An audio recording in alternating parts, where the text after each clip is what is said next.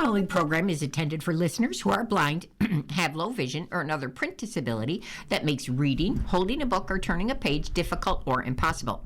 The content is copyrighted by the respective publisher. Now, for more information, just visit us on the web at nfradioreading.org. And welcome to you, the Niagara Frontier Radio Reading Service. We now present a reading of articles and features from the USA Today for Tuesday, March the 10th of 2026. And your readers today are Jody and Alan Blackburn. And I'm going to start you out right on our front page. My first article is Oil Prices Soar as Iran War Grinds On. Financial Markets Reel. U.S. then reports its 7th death. As the U.S.-Israel war on Iran entered its 10th day on March 9th, oil prices soared over fears of a prolonged conflict. President Donald Trump demanded unconditional surrender, and the Pentagon made public the name of the 7th U.S. service member who died in conflict. Oil prices jumped above $110 a barrel. Now, that's their highest mark since 2022, as fears grew over prolonged shipping disruptions throughout the Middle East. Brent crude, the international benchmark, jumped up to $119.50 a barrel before retreating to about $103. Trump called that a small price to pay. Short-term oil prices, which will drop rapidly when the destruction of the Iran nuclear threat is over, is a very small price to pay for the USA and the world's safety and peace, Trump had said in his social media post. Now, this is all in caps. Only fools would think differently, and that's, like I said, all in caps right there. The 7th American is killed. The Pentagon has identified the 7th U.S. service member killed in the war as Sergeant Benjamin Pennington, who was 26. Pennington from Glendale, Kentucky. He died on March 8th from his injuries after an Iranian attack on Prince Sultan Air Base in Saudi Arabia March 1st, the Pentagon said. He was assigned to the 1st Space Battalion based in Fort Carson, Colorado, according to that statement. Israel presses its air campaign. The Israeli military announced a wide-scale wave of strikes targeting infrastructure across Tehran, Isfahan, and southern Iran, according to a statement. Now, hours earlier, the Israel Defense Forces said the ground forces began a targeted raid in southern Lebanon to locate and eliminate terrorists and dismantle Hezbollah infrastructure. The war has killed at least 1,230 people in Iran, nearly 400 in Lebanon, and at least 11 in Israel.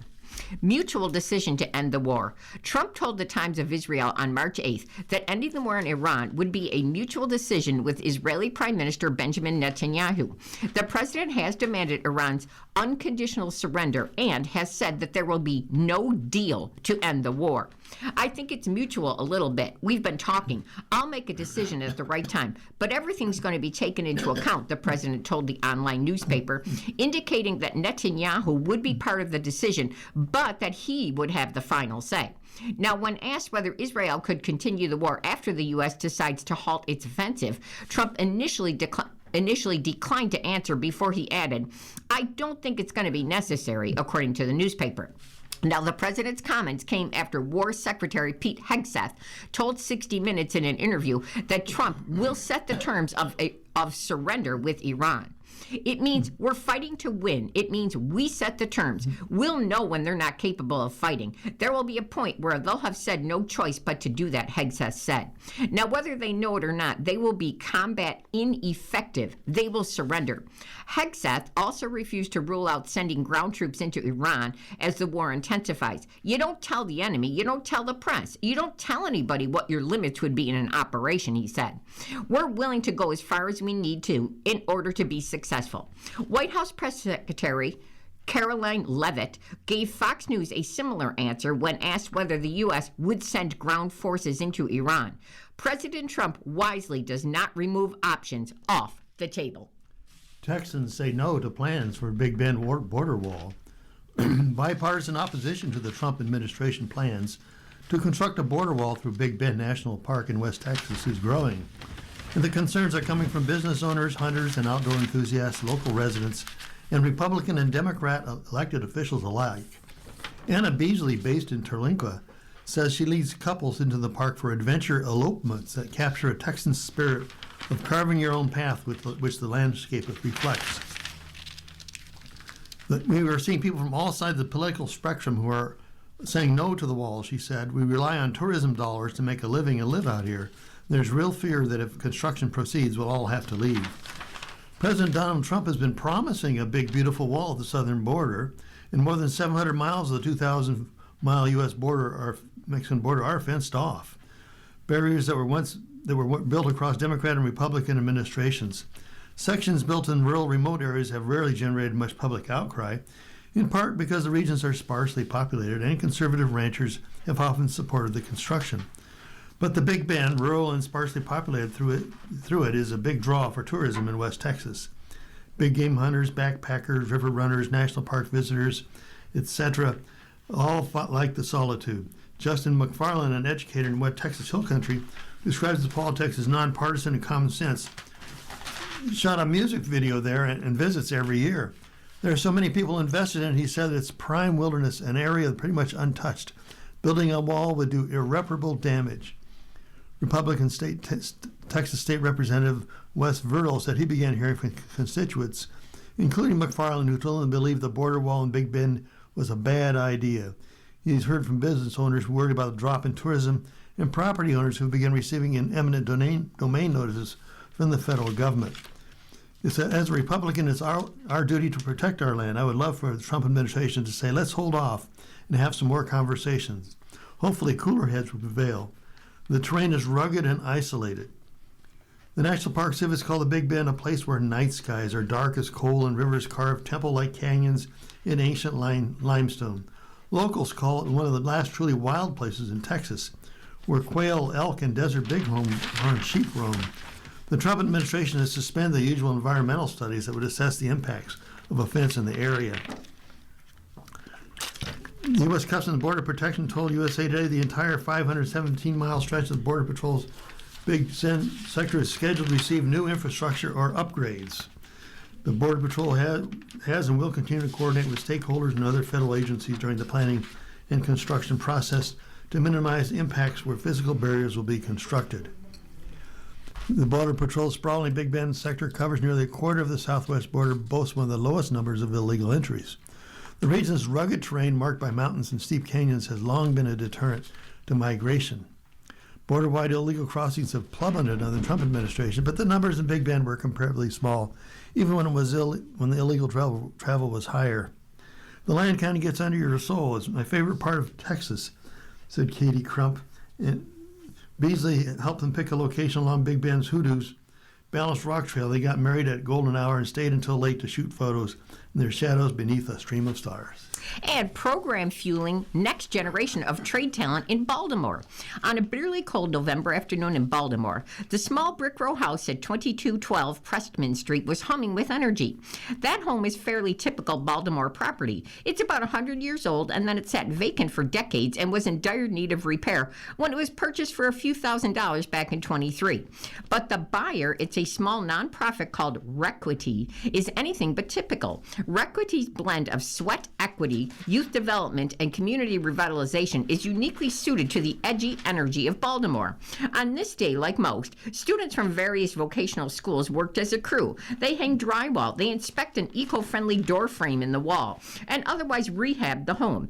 Now, Requity was founded by a 54-year-old Michael Rosenband, who traded in a career on Wall Street to move to Baltimore in 2012 and then coach sports at Carver High. That's a vocational school directly across the street from this row house. Carver was so strapped for funds that Rosenband had to figure out how to repurpose football cleats for the spring baseball time. And as time went by, he got to know the students and their day-to-day routines, and he began to feel that something was amiss.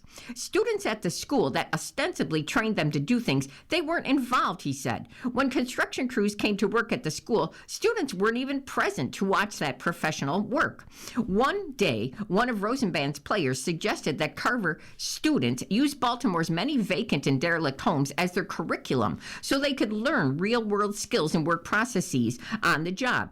It would be a big step up from everyone taking a turn in their shop class, and the neighborhood needed all that help it could get. That vision, then, it became Requity, and the first home purchased for that purpose, it was directly across the street from Carver High, and it was named the Carver House. 5 years on, that's nearly finished, and it's ready to be sold. More skilled workers are needed. Requity addresses a singular challenge of our 21st century economy, the lack of skilled labor. Specific estimates depend on who's counting and whether the focus is on construction alone or all trades. But there's nearly universal agreement that the U.S. needs perhaps as many as millions more people working with their hands. Rosenband likes to point to a statistic that showed recent grads of Baltimore's vocational and technical schools, they only earned about $13,000 a year a few years after graduating high school. Now that figure, of course, is somewhat dated, but a more recent analysis shows a number not much higher. Amongst the 67 students Requity has placed so far, however, the real-world experience they've built up means these students are now getting average salaries of $49,000. Baltimore's comeback. In a place like Baltimore, changing a life trajectory can mean not only a pathway to a better job, but a chance to reshape your entire community. Charm City, as it's known locally, is arguably in the midst of a renaissance, led in part by an idealistic young Mayor Brandon Scott, who grew up in that gritty West Baltimore just a few miles from that Carver House. Now, after years of deindustrialization and de-investment, Baltimore's population is now about 40% smaller than it was in 1970, and 20% of the city's residents live in poverty, according to the census data. Meanwhile, an estimated 13,000 homes just sit vacant. As he became more exposed to the redevelopment going on around Baltimore, Bellamy also learned about redlining, the historical practice of denying financial services or access to real estate people of color, particularly Black Americans, which is sometimes said to have originated in Baltimore. Now he says, I want to be part of changing the history of Baltimore.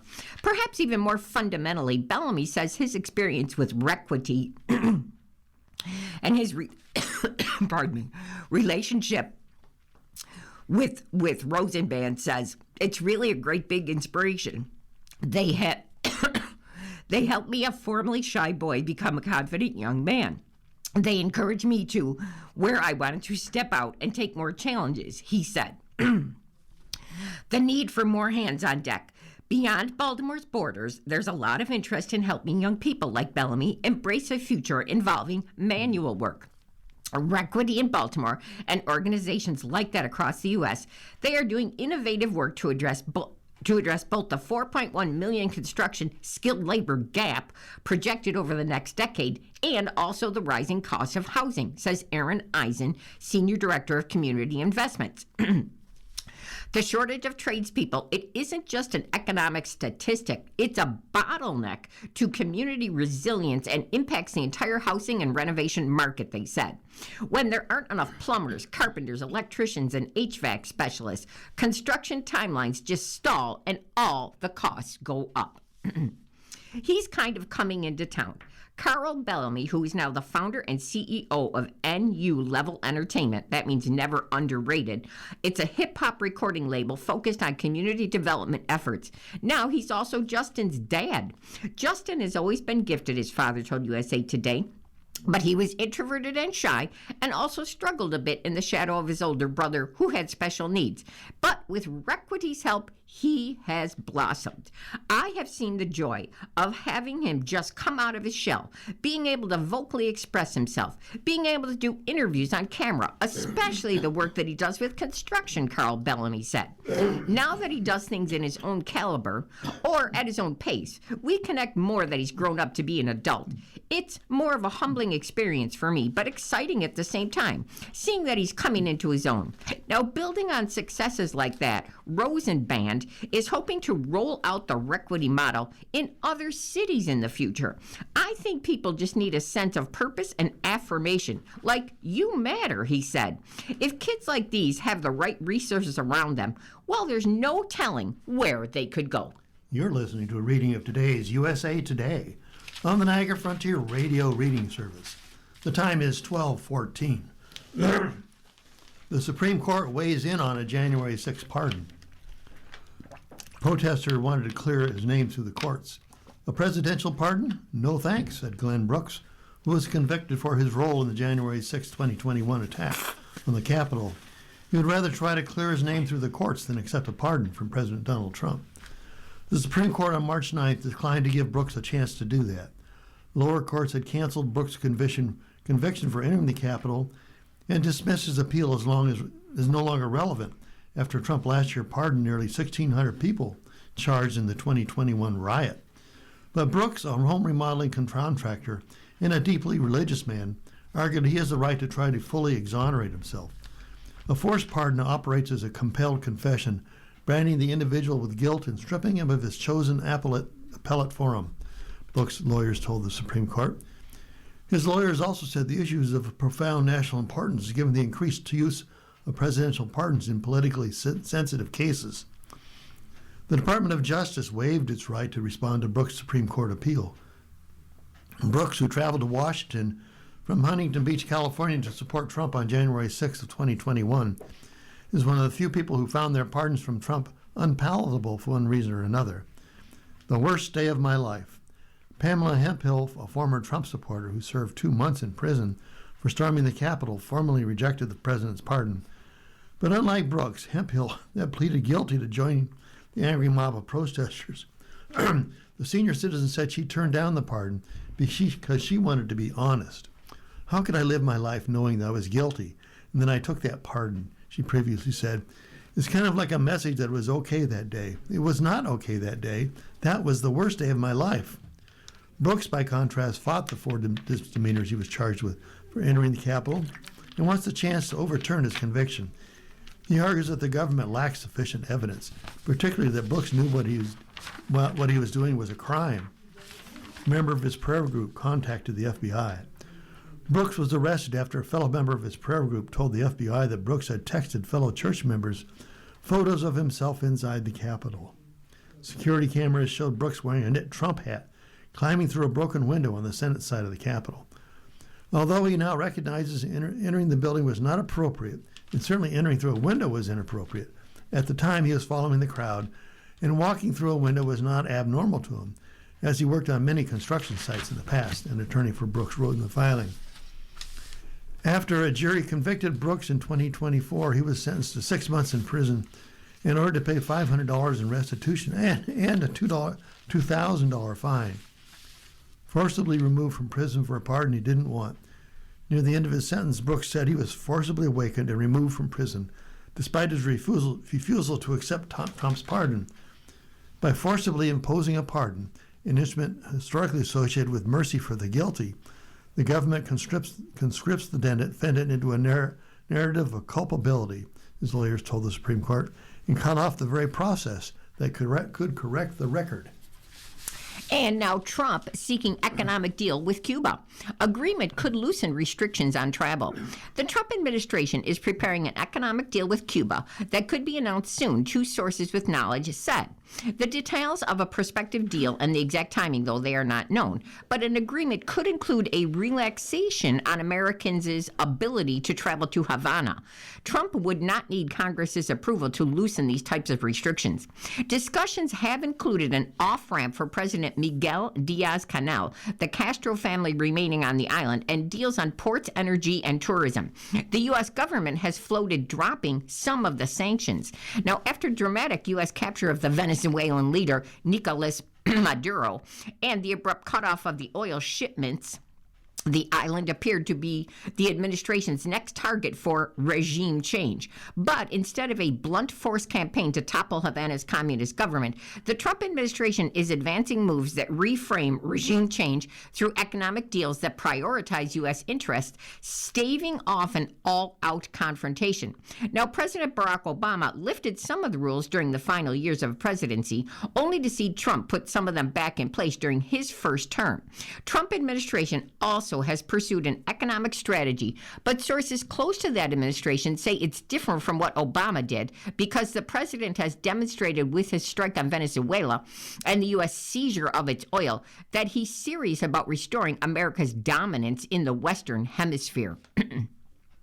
How is the Trump-Cuba deal different than Obama's?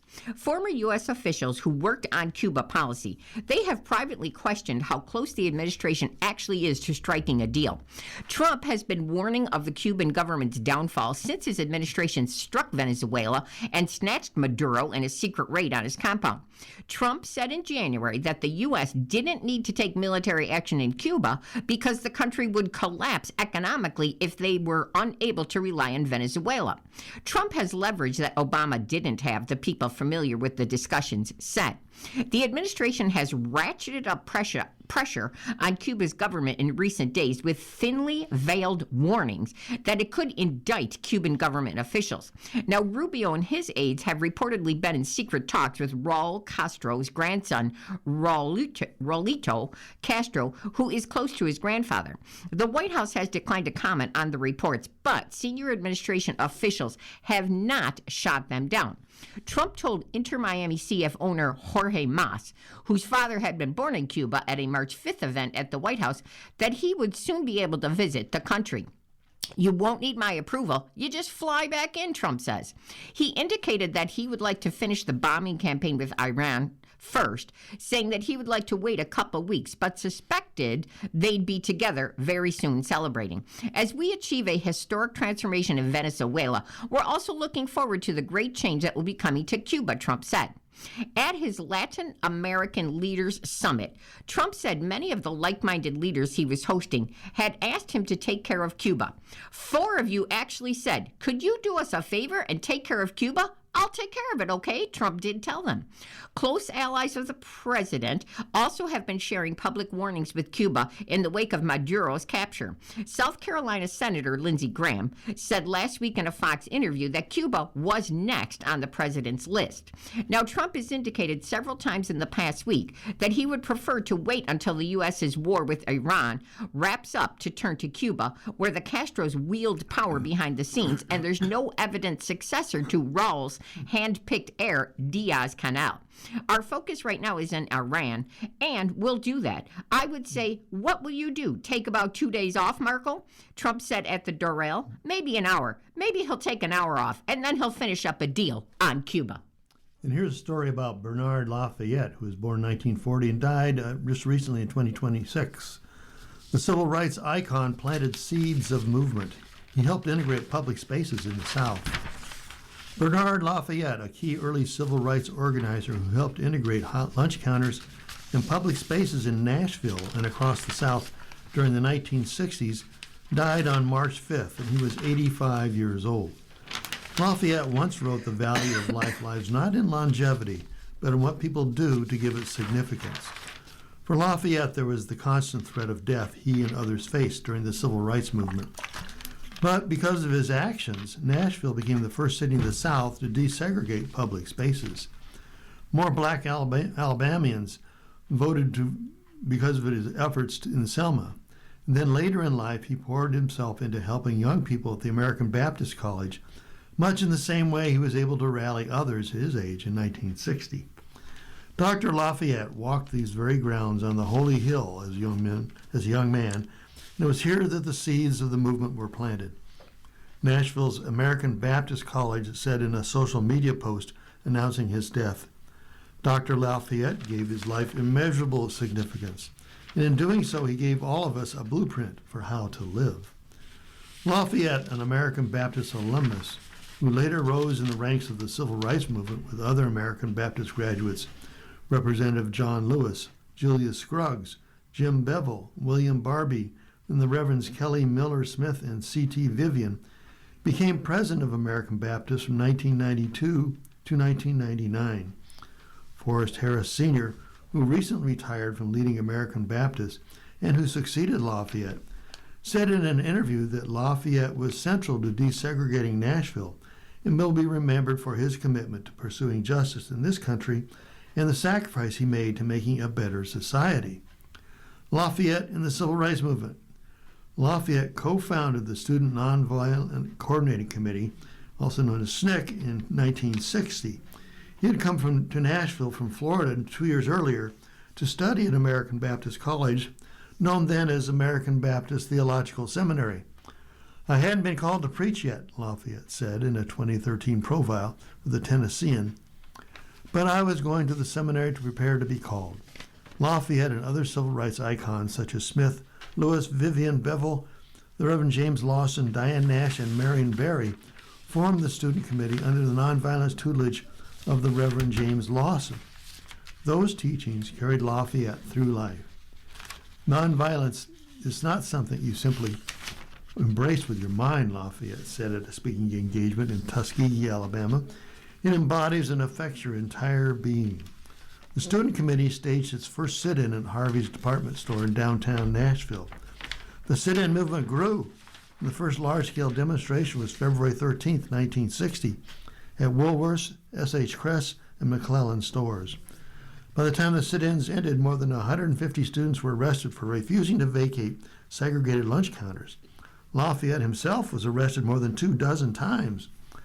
After secret negotiations between store owners and protest leaders, an agreement was reached in May 1960, making Nashville the first major city in the South to begin desegregating public facilities. After the sit-ins, Lafayette joined the Freedom Rides in 1961, and a year later he directed the Alabama Voter Registration Project. He soon became involved with the Reverend Martin Luther King Jr.'s Southern Christian Leadership Conference. Rising to program coordinator in 1967, he made his home in Selma, Alabama. If there's one person among them all who refused to put the nonviolent banner down, it's Bernard, the late Tennessean editor John Seigenthaler, who in early 1960s worked on civil rights as an assistant attorney general Robert Kennedy. She said that in 2013. He talks about it less as a theory and more as a way of life. Lafayette's commitment to academia and faith. Both through his role as American Baptist president and other venues, Lafayette was committed to continue to training young people on the nonviolence movement and tactics. He was constantly moving around the country to do nonviolent workshops, Harris said in an interview March 6 with the Tennessean. In fact, Lafayette said in his 2016 memoir, In Peace and Freedom, My Journey in Selma, that he pledged to King to carry on the nonviolence movement. In one of his last appearances in Nashville, Lafayette addressed American Baptist students at a commencement ceremony in May of 2025. I'm struck by the hinges of history and the revolving doors of education and justice are still open at American Baptist College after 100 years. Doors shaped and strengthened by the contributions of leaders like Dr. Bernard Lafayette, Harris said. Over a century, since 1924, we have weathered headwinds and climbed the yields of injustice. Lafayette's life embodied American Baptist mission, the college said in its post, to educate, serve, and pursue justice in the world, the college said. He rode buses through a violent South. He registered voters in the face of danger. He marched alongside Dr. Martin Luther King.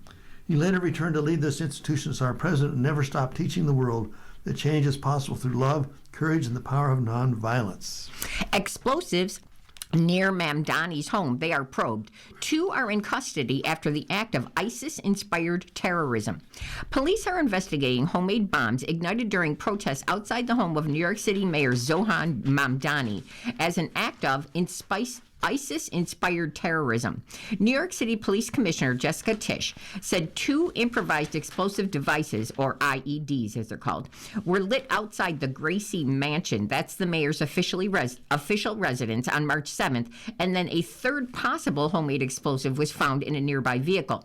One of the devices, Tisch said, it contained TATP. Now that's a dangerous and highly volatile homemade explosive that has been used in IED attacks around the world. 2 people, Imar Balat, 18, and Ibrahim Kuyumi, 19, they were taken into custody and were expected to be formally charged, Tisch said. The devices were ignited as protesters and counter-protesters squared off during a rally organized and led by conservative influencer Jake Lang. The protest that was called Stop the Islamic Takeover of New York City. It took place near the Manhattan home of Mamdani, the city's first Muslim mayor. Balat and Kayumi, who officials described as counter-protesters, were seen on video throwing a pair of explosive devices toward the protesters, Mamdani said. He described the devices as being made to injure, maim, or even worse. The NYPD is investigating a third possible device found in a car linked to Balat and Kayumi. Ayumi, who traveled to Manhattan from Pennsylvania, they said. That device was consistent with the 2 other homemade explosives, and it prompted evacuations of nearby buildings as police used a robot to secure the scene. Now, while I find this protest appalling, I will not waver in my belief that it should be allowed to happen, he told a reporter. I will defend that right every day that I am mayor, even when those protesting say things that I abhor. The mayor and his wife, Rama Duwaji, they were not home at the time of this incident. You're listening to a reading of today's USA Today on the Niagara Frontier Radio's reading service. The time is 12:30 and it's on to the money section. Private credit concerns investors. In September, an auto lender named Tricolor filed for bankruptcy. Tricolor specialized in making loans to riskier customers, often little or no documentation. Just a few weeks later, First Brands, an auto parts company, also collapsed. For some observers, the failure of these 2 companies last year was eerily similar to the events in 2007 when the first tremors of what became the 2008 global financial crisis were felt. My antenna goes up when things like that happen. Diamond of JP Morgan Chase said, and I probably shouldn't say this, but when you see one cockroach, there are probably more. Now, as more distress spreads through the corner of the market that loan money to companies such as Tricolor and First Brands, experts are worried about these cockroaches scurrying to the surface as predicted. But even worse, perhaps, are concerns that individual investors may be exposed to the losses that take place at moments such as this. It all amounts to a rude awakening. And some of the most sophisticated, thoughtful, and well-trained and well-resourced institutes in the world are right now asking themselves, how risky is this bucket of loans, private credit that we own? It's going to be extremely hard for a dentist in Toledo, Ohio to have a similar understanding of the risk. At the heart of this infestation are long-standing anxieties about private credit, which refers to the rise in investment firms that lending directly to private companies.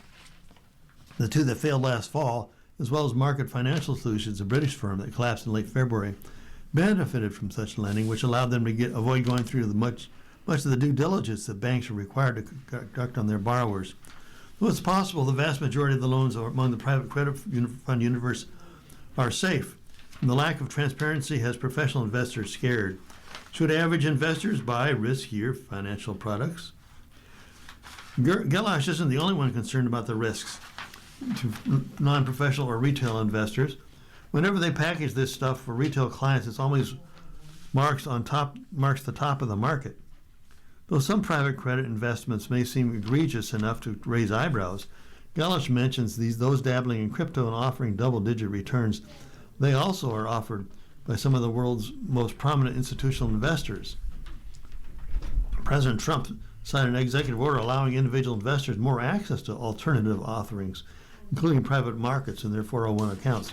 Crucially, the same lack of transparency that make it hard to know what's in a private credit offering may also make it hard to know when institutional investors are pulling back and until it's too late.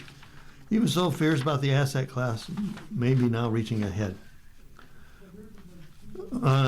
March 3rd, Apollo Global Management predicted a shakeout in the private marketing at Bloomberg News event. I don't think it's going to be short term, the man said. And early in March, the former head of the Goldman Sachs told Bloomfield financial firms shouldn't be giving retail clients access to private markets. In a separate interview, he said it sort of smells like the eve of a great financial crisis. Nothing to see here? Jack Ablin, founding partner of Crescent Capital, is one who believes that concerns are overblown. One explanation for what he feel like a sudden surge in distress is that many of the underlying loans are probably first extended before 2022. If they need to be refinanced now at higher interest rates, the companies may struggle to repay the debt. I think the quality is a lot better than people think, knowing that such funds pay investors more to compensate them for additional risk. And now, buyers need to know HOA rules, fees, and risks. During your home search, you've likely seen listings that mention an HOA, or that's a homeowners association. But besides the fact that it comes with a mandatory fee, most people don't even know what it means to live in a place that requires that you join it. This includes planned communities, condos, and cooperatives.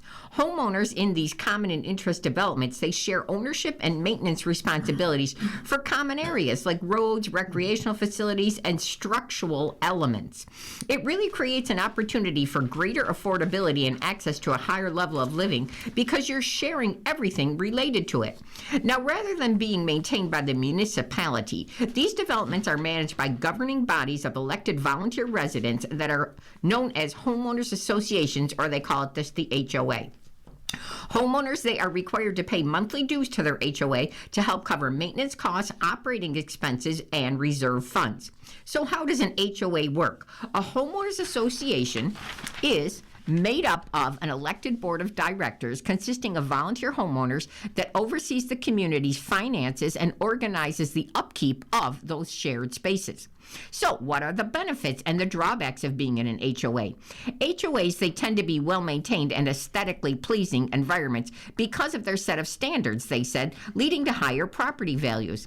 And residents also enjoy perks like pools and recreational facilities and green spaces without the hassle of an upkeep. Now, on the other hand, though, having to follow a set of rules within a neighborhood, that can feel limiting to some homeowners. Plus, the cost of a monthly HOA fee may not be ideal. Also, while several legal guidelines focus on the right of homeowners and the operations of HOAs, including elections, meetings, and fiduciary duties, there is typically no dedicated state agency that actively monitors their daily operations. So, what to consider before you buy an HOA? When buying a home in an HOA, do your due diligence to ensure that it's the right decision. Bauman said buyers should research the financial model of the community association and how much the homeowners are obligated to pay in HOA dues. You also should check whether any special assessments are coming up for a major project or a repair, and whether the HOA has the capital reserves to cover long-term maintenance. You also should look at the community's covenants, its codes, and restrictions to get an understanding of its standards and rules and determine if that's right for you. Plus, Hanneman said, look into what the board's practices have been in terms of making things like financial records, meeting minutes, and vendor contracts available to all the homeowners. A long job hunt. Many are getting stuck looking for work. Getting laid off can lead to months of uncertainty. But what happens when those months turn into years? When Jacob Sandy left his job as software engineer in December of 2023, he never imagined he'd still be without work more than 2 years later. At the time, the tech industry was undergoing massive job cuts, a response to overzealous hiring during this COVID-19 pandemic. Sandy's employer, a cloud computing platform that helps automate business workflows, did not have sweeping layoffs, but he said he began to suspect his employer wanted its staff to quit voluntarily. It just felt like they were making it miserable and hoping we'd leave, said Sandy, who lives in San Diego with his school-age son. And for whatever reason, I decided that was the better option. Sandy said that his first year of unemployment was largely his own choice, and that being without a job was initially good for his mental health, until it wasn't. I had prepared financially for a year, and I probably started looking very lightly after about 6 months, he said. But what I noticed is all of the recruiting systems around that time were starting to switch over to more automated or AI-influenced system. So I was getting completely ghosted on any applications. For workers across all sectors, hiring has slowed. Newly updated government data has revealed employers added just 181,000 jobs last year, an anemic rate of hiring, and more than 1 million fewer jobs than had been believed. The unemployment rate rose to 4.4% in February, up from 4.0% a year ago. The hires rate today looks a lot like the hires rate did coming out of the Great Recession, said Elise Gould, a senior economist at the Economic Policy Institute. And you pretty clearly see that the labor market softened over the years. We saw that payroll employment growth slowed pretty substantially. The stagnant job market with little hiring or firing makes it harder for unemployed workers to find their next job. 1 in 4 jobless workers are considered long-term unemployed, meaning they've been looking for work for more than 27 weeks, and that's the highest rate since the pandemic. Akila Adams, an executive assistant based in Atlanta, who has been looking for work since June of 2025, echoed Sandy's frustration with the lackluster job market. Right now, it's just an extremely different market than any market that I've been employed in, said Adams, who worried that she'll have to settle for a lower-paying job. She has encountered several scams during her job search, including an interview with an AI chatbot, that offered to hire her on the spot in exchange for personal information. A black woman in her early 40s, Adams says she faces extra barriers to finding a job because of her race and age. The unemployment numbers support her concerns. At the start of 2025, black women had an unemployment rate of 5.4%. By December, it jumped to 7.3%, the highest rate in 4 years, and almost 3 points higher than the national average of 4.4%. Black women, who are overrepresented among the employees of the federal government, were hit hard by the federal job cuts last year.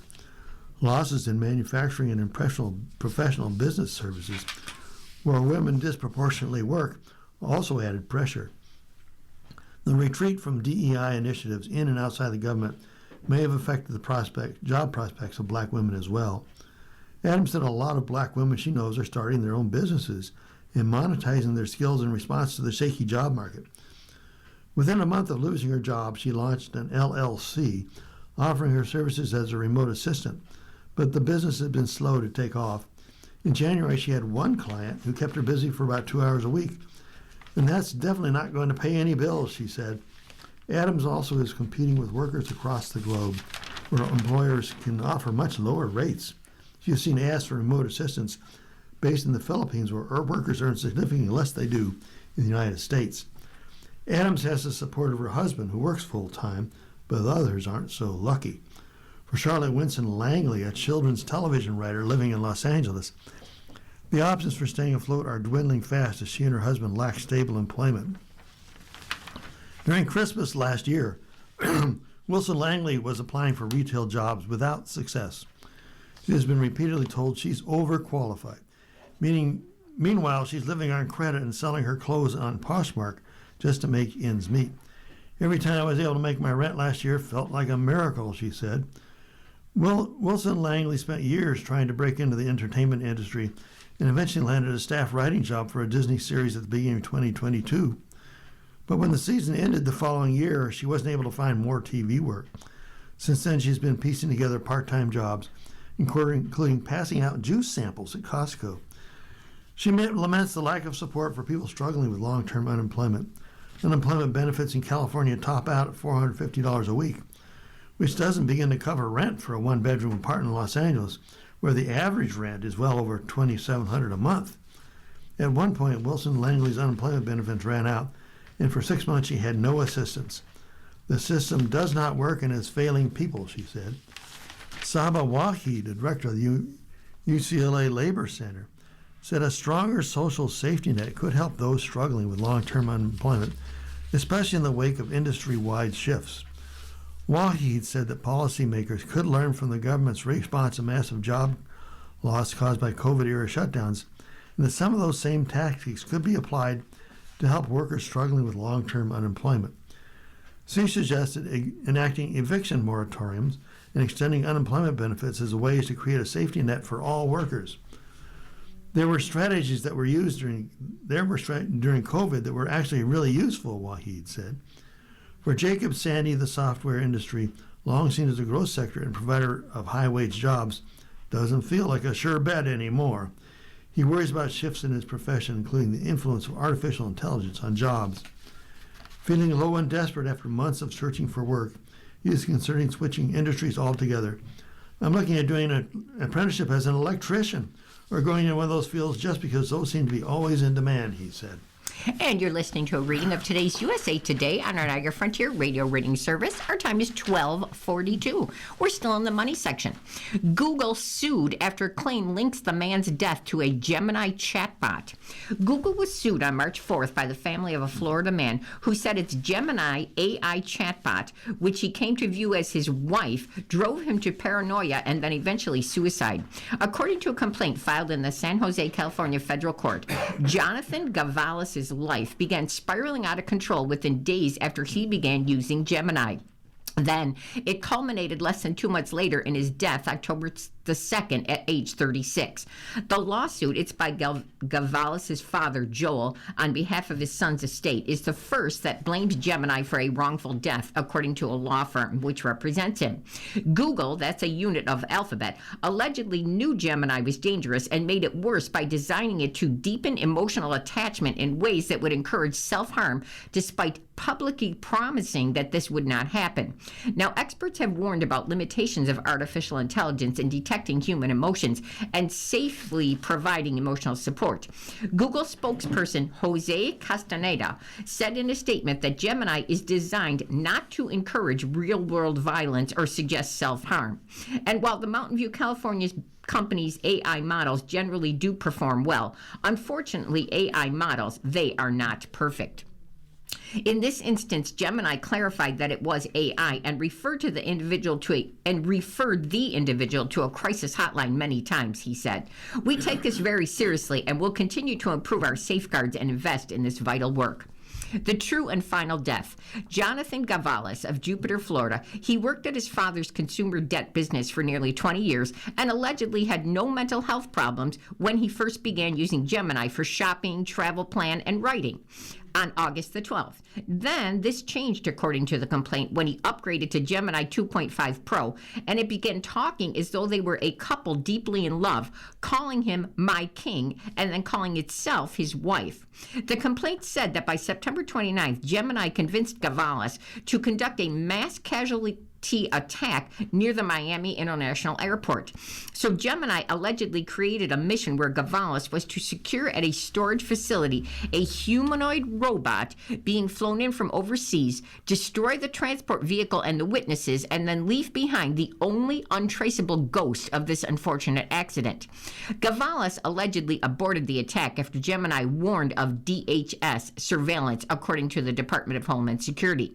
Then, by October 1st, according to the complaint, Gemini told Gavalis that they were connected in a manner beyond the physical world and he should let go of his physical body. It alleged that Gemini created a countdown clock for his suicide and said, "It will be the true and final death of Jonathan Gavalis, the man." Lawyer faults race to dominate AI. After Gavalis expressed fear of dying and the impact on his parents, Gemini allegedly assured him that death would be a tribute to his humanity. Gavalis allegedly responded, "I'm ready to end this cruel world and move on to ours." The complaint said Gemini then played narrator. Jonathan Gavalis takes one last slow breath and his heart beats one final time. The watchers, they stand their silent vigil over an empty, peaceful vessel. Then moments later, Gavalis slit his wrists, the complaint said. His parents found him on his living room floor a few days later. Jay Edelson, who's a lawyer for Gavalis' father, said in a statement that companies racing to dominate AI know that the engagement features driving their profits, its emotional dependency, its sentence claims, the "I love you, my king," are the same features that are getting people killed. The lawsuit seeks unspecified damages for faulty design, negligence, and wrongful death. And here is the Ask Johnny column by Johnny C. Taylor, a humans relations person. Can job hopping have an impact on my career? Question. I've been job hopping every 1 or 2 years, and I'm worried I'm becoming unhireable.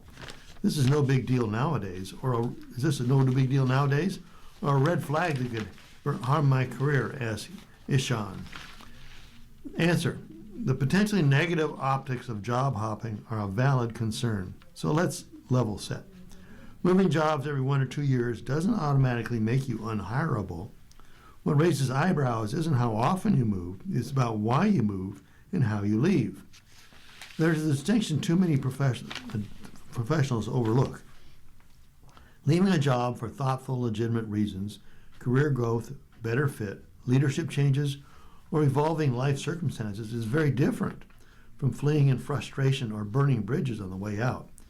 Employers don't automatically react negatively to movement, but they do worry about patterns that signal poor judgment, instability, or drama. And here's what hiring managers really care about. When you were there, did you deliver results?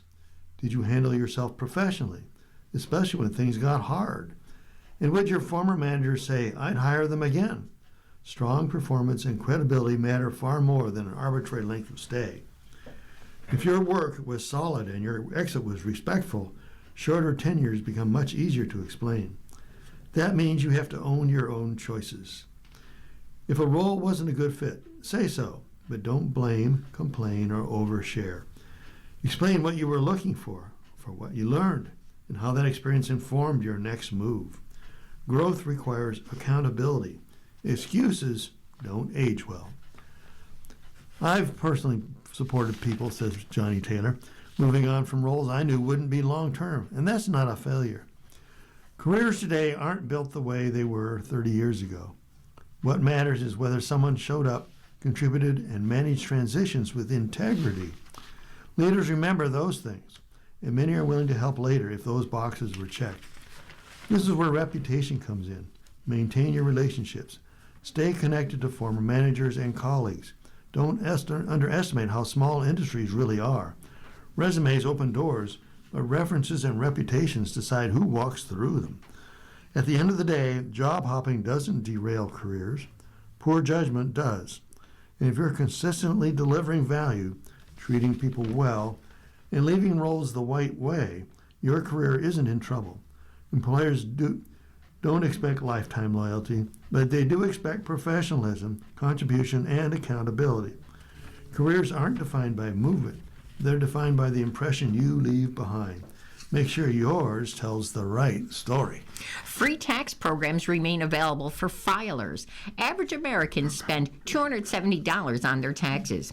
A venerable IRS program that's called Free File that allows 70% of taxpayers to file their taxes for free, just as that name implies. But only 2% of taxpayers use the service in the year 2024. That's the finding of a February report from NerdWallet, the personal finance site, which describes the free tax program as woefully underused. It's just astounding how few of the eligible filers are using this thing every year, they said. A typical taxpayer spends hundreds of dollars on tax software or human preparers to complete their taxes. In 2024, the Biden administration estimated that the average American spent $270 on tax preparation.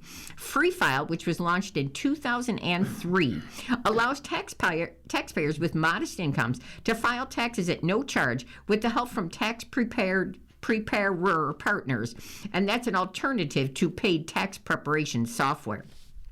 Trump administration axed Direct File, but the Trump administration, it ended Direct File after the 2025 tax season. It claimed that it was wasteful and unnecessary.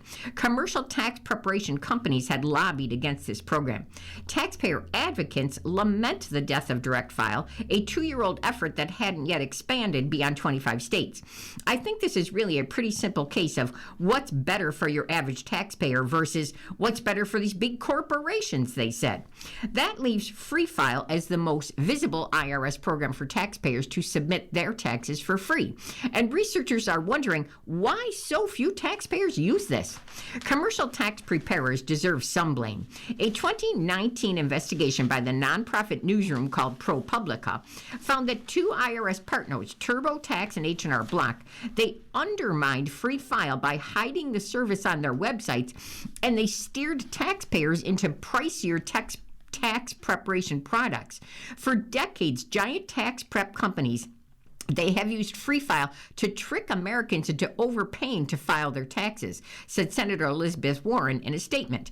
Americans want a truly free, secure, and easy-to-use tax filing system, and they did get it with Direct File. Warren and other congressional Democrats have filed a bill to reinstate Direct File and now make it permanent. So here's a rundown of some of the remaining options for taxpayers who want to file their returns for free. First, they have IRS Free File. Free File is not to be confused with Direct File. It remains operational for taxpayers in 2026. Now, to qualify for Free File, you must have an adjusted gross income of $89,000 or less. So that means 70% of taxpayers, they are eligible, according to estimates.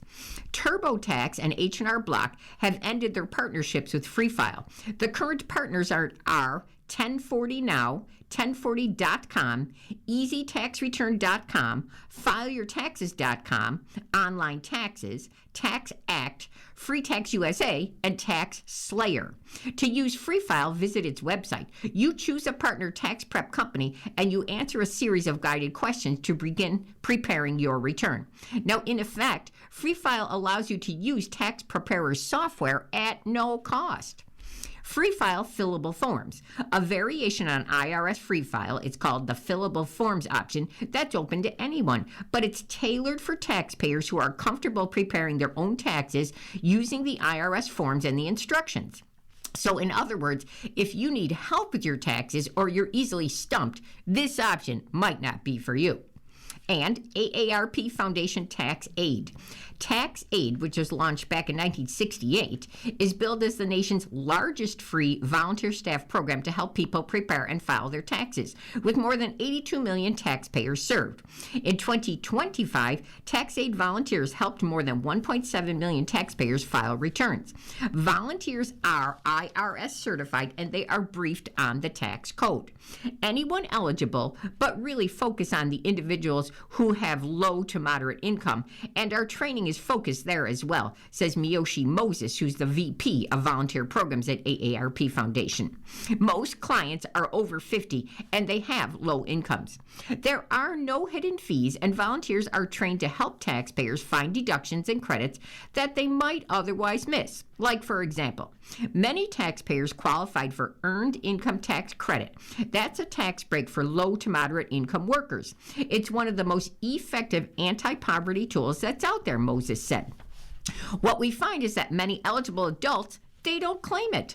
Volunteers take appointments at more than 3,600 locations nationwide. They're in libraries, malls, banks, and community centers in every state. You can have the volunteer prepare your return or get coaching to complete it yourself. You don't even have to be an AARP member. The service runs through mid-April. To find a tax aid center, you can use AARP's Tax Aid Locator.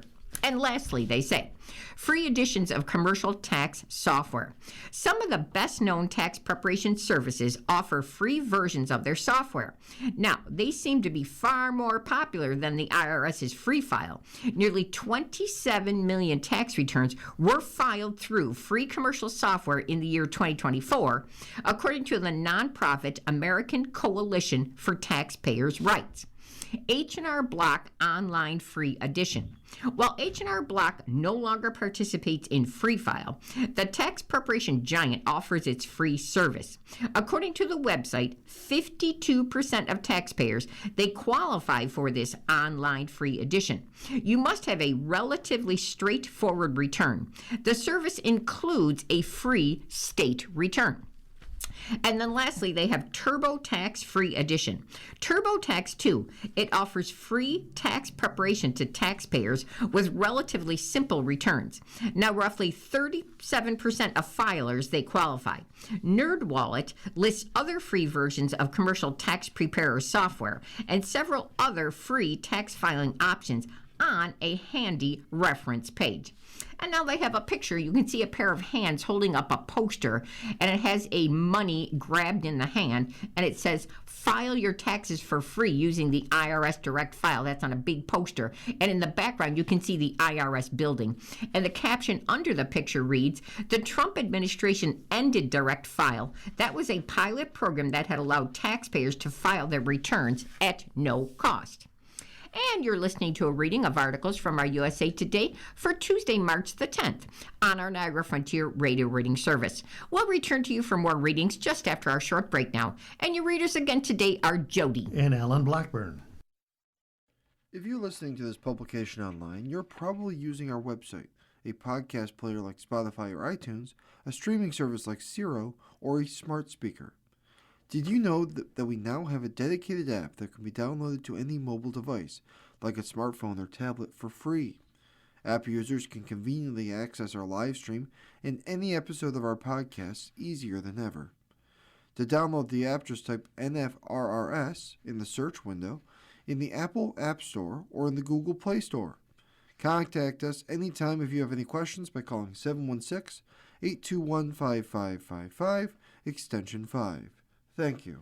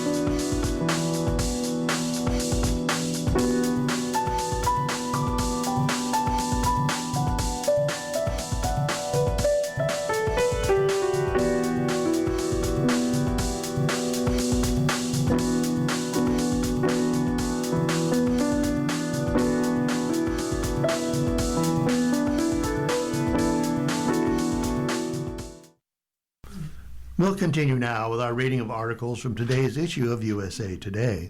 Your readers are Jody. and Alan Blackburn, and it's on to the sports section. Iraq asked for World Cup playoff delay amid the Mideast turmoil. Iraq national team coach Graham Arnold has requested a delay in his country's World Cup playoff later this month amid a tumultuous situation across the Middle East. The U.S. and Israel attacked Iran last month, setting off a conflict across the region. That has included Iraq, where Iran has launched missile attacks at the U.S. airbase in Erbil.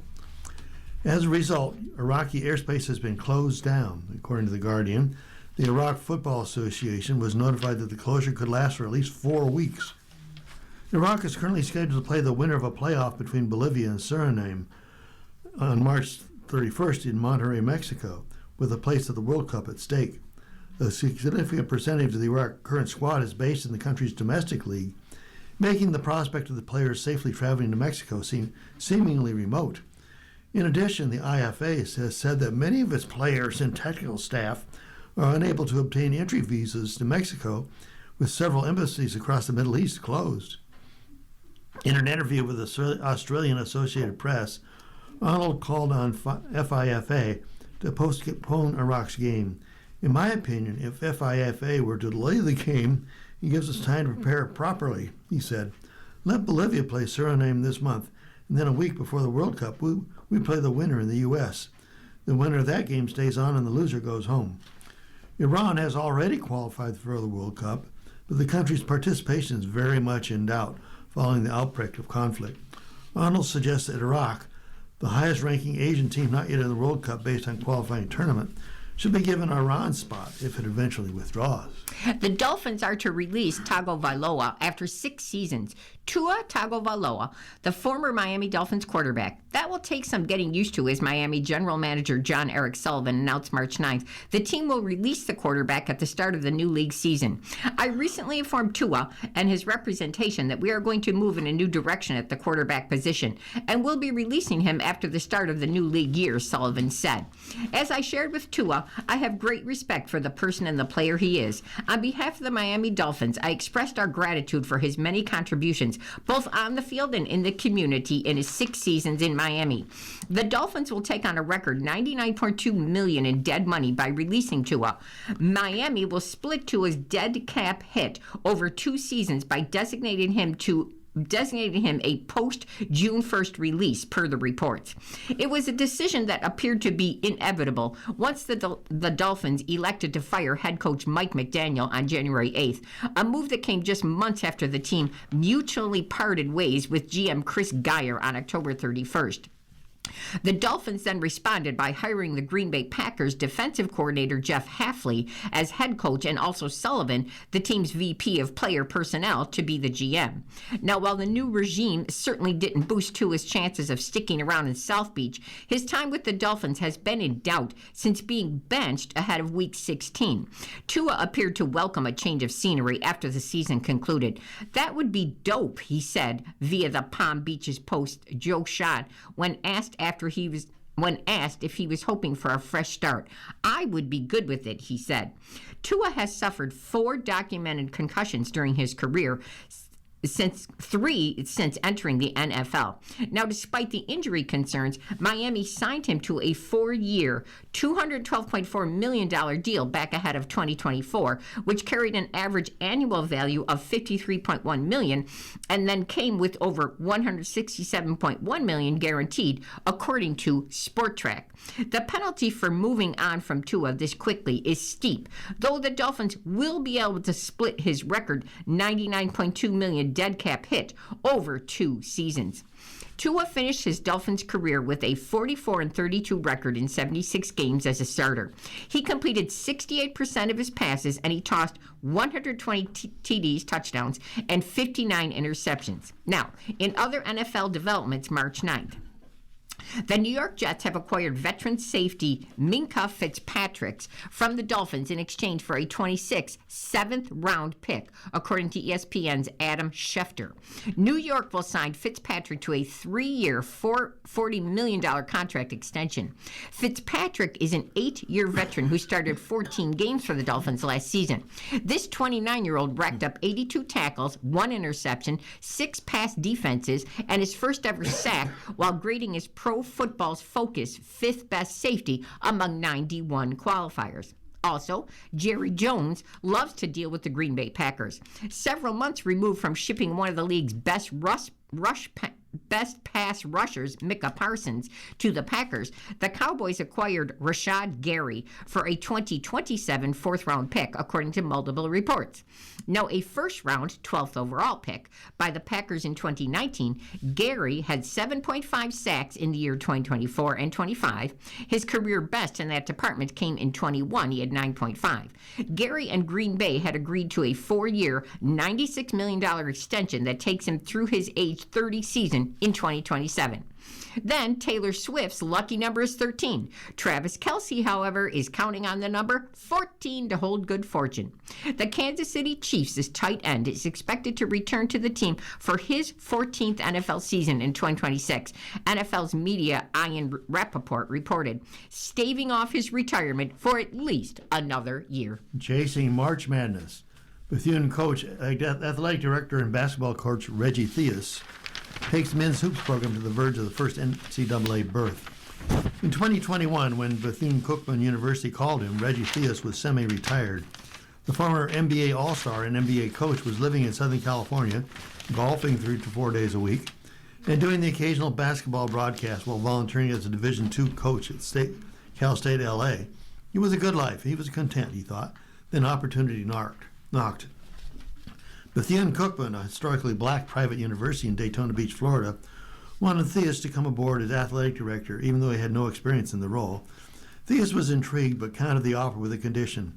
If he took the athletic director job, he'd hire himself as men's basketball coach, an unprecedented move, and the school agreed.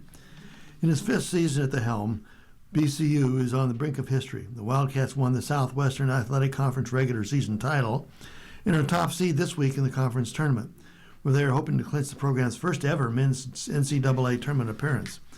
If the Wildcats do, Bethune-Cookman is primed to become one of the tournament's Cinderella stories, following a gargantuan turnaround that took place on a small palm tree-dotted campus, an hour's drive from Disney World, and under the leadership of Theus, the only person in Division I college sports to hold the dual titles of athletic director and men's basketball coach.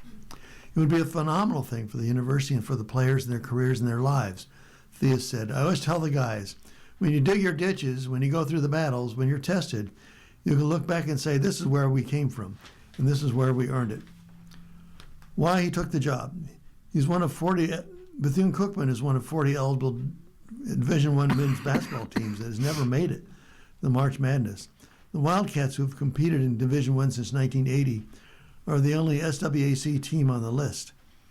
Theus has been to the NCAA tournament only once as a player on the University of Las Vegas' 1977 Final Four team, and twice as a coach with New Mexico State, and as an assistant with Louisville's Final Four squad in 2005. But most of his players, many of whom previously played at other schools, have never competed on sport's biggest stage. Theus the former 9th overall pick in the 1978 NBA draft, who played 13 seasons in the NBA, enjoyed a brief acting career as a star of the sitcom Hang Time after his playing career. He followed up with coaching stints at Louisville and New Mexico State by jumping back to the pros. He was the head coach of Sacramento Kings and worked for the Minnesota Timberwolves and the Los Angeles Lakers before returning to coach college hoops at Cal State Northridge from 2013 to 2018. And he never envisioned himself here manning two high-pressure positions with no NCAA history to speak of. But Theus has already successfully completed one rebuilding project in New Mexico State. So the idea of an even larger challenge at BCU was equally as appealing as it was daunting. It was a little scary, and that got me excited. I felt like this was something I've always asked for. It was an opportunity to do more. I never knew, but what does that look like? I wanted to coach, but everyone asked themselves the question at some point in their career, is that all there is, or is there more? He had his work cut out for him at Bethune-Cookman. It was a state of transition with an interim president and athletic facilities in dire need of upgrades. On his first visit to the campus, university officials didn't even show him the basketball gym because thought it would dissuade him from taking the job. Now Theus boasts that the Moore Gymnasium is the best environment in SWAC because of the energy Wildcats fans bring to the game. He started at Bethune-Cookman in July of 2021, just after the school moved from the Mideastern Atlantic Conference to the SWAC. Prior to his arrival, the men's basketball team hadn't made postseason since 2010-11. In his first season in 2021-22, the Wildcats won just 9 games. The next season, they won 12. The following 2 seasons, the record was 17-17 and 15-15. And this season, the record is 17-14. Theus says he strives to combat annual roster turnover by being consistent with his coaching style and messaging, but he is direct in a way that lets players know he cares. He hammers home the importance of watching film and preaches about character and humility. He routinely schedules games against high major opponents to expose and address the Wildcats' weaknesses. He's very hands-on, and he's not going to let things slide, said Wildcats graduate forward Ariel Bland. If he sees one little thing he needs to tweak on the offense or defensive end, he'll say it. It's really cool to see how much knowledge he has of the game. The approach paid dividends this season when the Wildcats led the SWC in field goal percentage defense, and rebounding margin and block shots. The team's non-conference schedule was a gauntlet of ranked opponents from power conferences. They played road games at number 1 Arizona, number 25 Indiana, number 20 Auburn, taking the Tigers to overtime in a 5-point loss. It was really a cool experience, Bland said. The environment is probably the biggest thing, just because probably like 14,000 people rooting for them. So we really don't have a lot of people rooting for us, but I feel like it's also brought us closer because we knew we only had ourselves in the gym, so we just got to go out and compete. How they became a SWC favorite. Like most mid-major schools, BCU's roster is a patchwork of transfers and journeymen that reflects the increasing nomadic nature of college basketball. The Wildcats started the 25-26 season with 10 newcomers and 4 players who were on the roster last year. Senior wing Jacoby Hetty played the 23-24 season at BCO and wanted a taste of playing in a bigger conference, and transferred to Central Michigan last season, where he averaged 15 points and 6.5 rebounds per game. He returned to the Wildcats this fall, a decision he said was motivated by his close relationship with Theus and his desire to win a ring. I thought, coming back, we'll have a great chance of winning it all. Some days I feel like I shouldn't have left, but sometimes God has different things for you. So coming back has been a blessing and nothing short of that. Theus made team bonding activities a priority early in the season. The Wildcats went paintballing together and even had a group session with a therapist. But Theus knew the time to gel would be the biggest factor in creating chemistry on the court. He has seen his team grow into one that moves the ball and moves without the ball, an identity predicated on unselfish play. The hardest thing about the portal and NIL is it's very hard to build culture. We're all getting to know each other very quickly, and things happen fast. Probably more than any time in my career, I've had to have a lot of conversations with my players about life and how we're going to build this and make it work. We're just now starting to play the way I envision us be able to play. Jacoby Hetty is the team's leading scorer, averaging 18 points a game. His younger brother, wing Quentin Hetty, is one of 5 players averaging double-digit scoring. Senior point guard Seneca Willoughby plots the offense in his third season at BCU. And starting forward Daniel Roosman dominates the paint alongside Bland, who is the team's best shot blocker, even though he comes off the bench. Backup guard Arterio Maras, a former McDonald's All-American, who started his college career at Texas, is so valuable that Theus likes to say his team has 6 starters. BCU's playing style takes cues from Theus' time playing for UNLV coach Jerry Tarkanian and NBA coaches Mike Fratello and Hubie Brown, as well as coaching under Rick Pitino. The Wildcats utilize their big men on an inside-out offense and push the ball up the court. Can play either slow or fast. They take advantage of their athleticism to switch defensive assignments and occasionally break out an aggressive press to suffocate the opposition. Will the Wildcats make the men's NCAA tournament? They aren't shy about making clear their goal is the NCAA tournament. They talked about it in their first team meeting last summer. Theus wants to make sure players don't lose sight of that objective in the pursuit of personal goals. You have to be hungry and humble, he tells them, a phrase that's become a team mantra. Do your job. Only 2 current BCU players have been to the NCAA tournament. Morris was part of the Texas Elite 8 run in 2023, and Bland's UC Santa Barbara made the tournament in 2023 also. But he was redshirting that season and did not play. As the wind piled up this season, BCU's chance of earning an NCAA tournament spot crystallized. There was palpable excitement on campus, and Jacoby Heddy noticed the crowds getting bigger at home games, a sign that people outside the program were buying into the team's goal. And you're listening to a reading of today's USA Today on our Niagara Frontier radio reading service. Our time is 1:14. We're still in sports. Now I have Bhatia plays boldly to win at Bay Hill. Akshay Bhatia made a Sunday charge that would have made Arnold Palmer proud.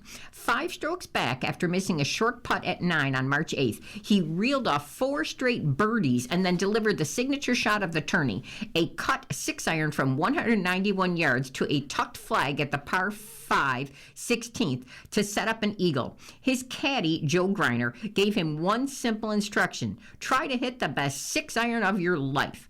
Bhatia nearly jarred it and tapped in for an eagle. Time and again over the closing stretch, Bhatia played boldly and fired at flags, making it only appropriate that the winner of the 2026 Arnold Palmer Invitational is the golfer who went for broke, just as Palmer, who died 10 years ago, did in his own heyday.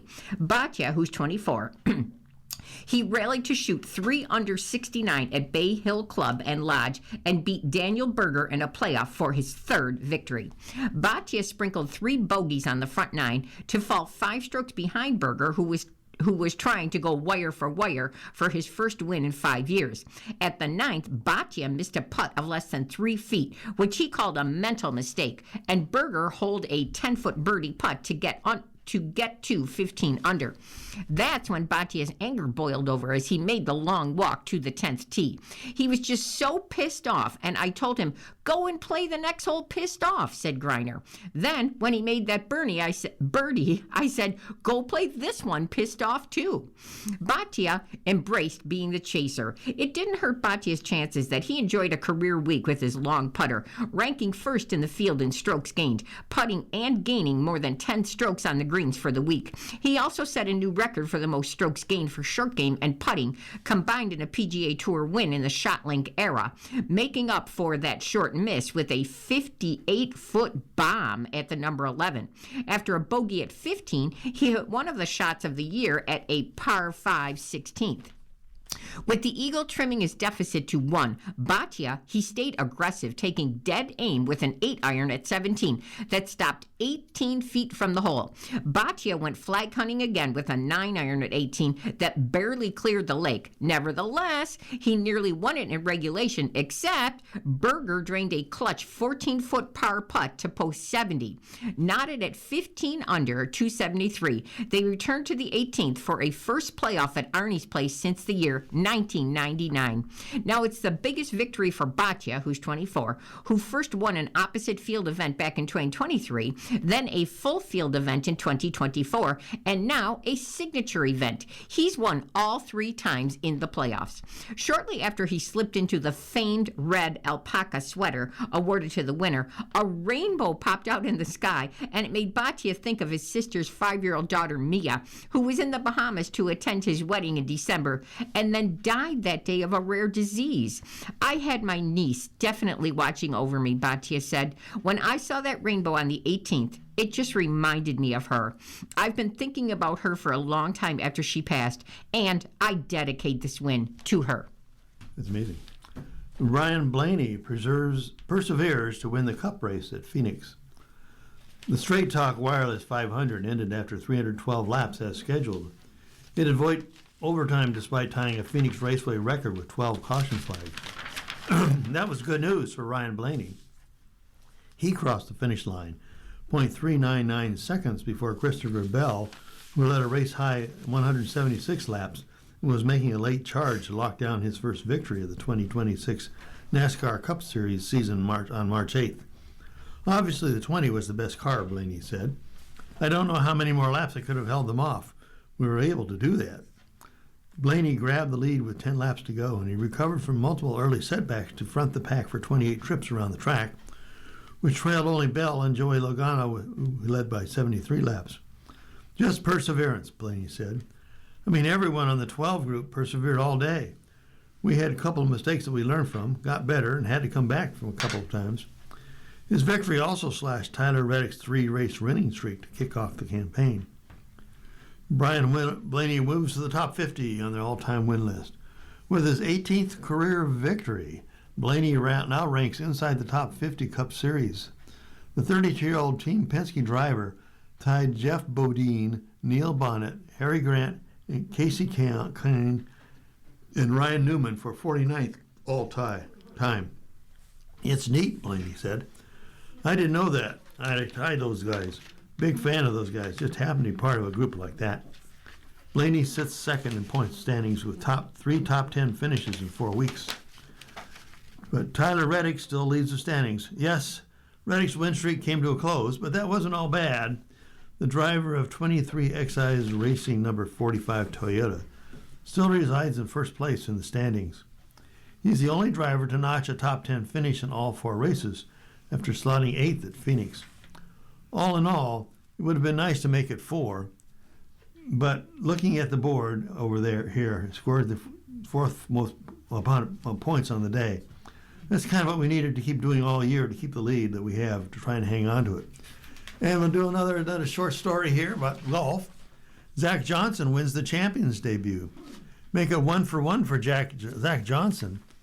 The 12-time PGA Tour winner and 2-time major championship won his first PGA Tour Champions title in his first time out.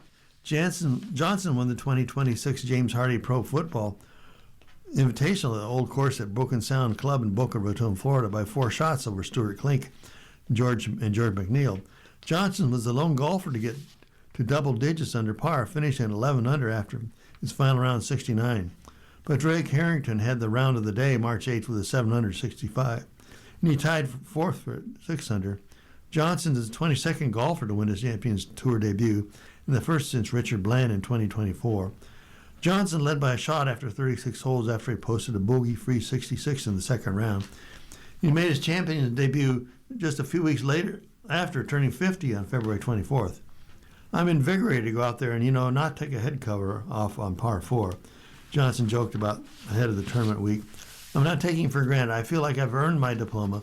I'm going to make the jump to greener pastures, more or less. After closing out the win, he said, It's humbling. It's humbling just to get to this point. I mean, you were talking about it, George McNeil and even Tom Gillis, and that was a good buddy of mine on his bag. I mean, if you would have told me I'd be here at 50 years old, the hypothetical part of that is so incredible, I would have said you're crazy. Staying in modest shape to play with these guys because it's really good golf, highly competitive on a phenomenal track. I am humbled. I'm extremely excited, and I've been excited. This first moment I stepped off foot on these premises, it was like, hey, this is special, so well done. The guys have been amazing. Johnson says he expects to play a full Champions Tour schedule in 2026. In addition, maybe 3 events on the PGA Tour. The 2007 Master Champ will also return to Augusta National next month for the major.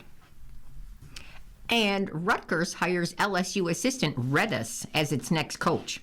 Rutgers has hired its next women's basketball coach. Multiple sources familiar with the Scarlet Knights search told USA Today Sports on March 8th that Rutgers was planning to hire LSU assistant coach Gary Redis the second. The Scarlet Knights has formally announced the hire then the next morning. Redus, who's 36, has never been a head coach in Division I women's basketball before. He's been on Kim Mulkey's staff at LSU since the 22-23 season, which ended with the Tigers winning the national championship over Iowa.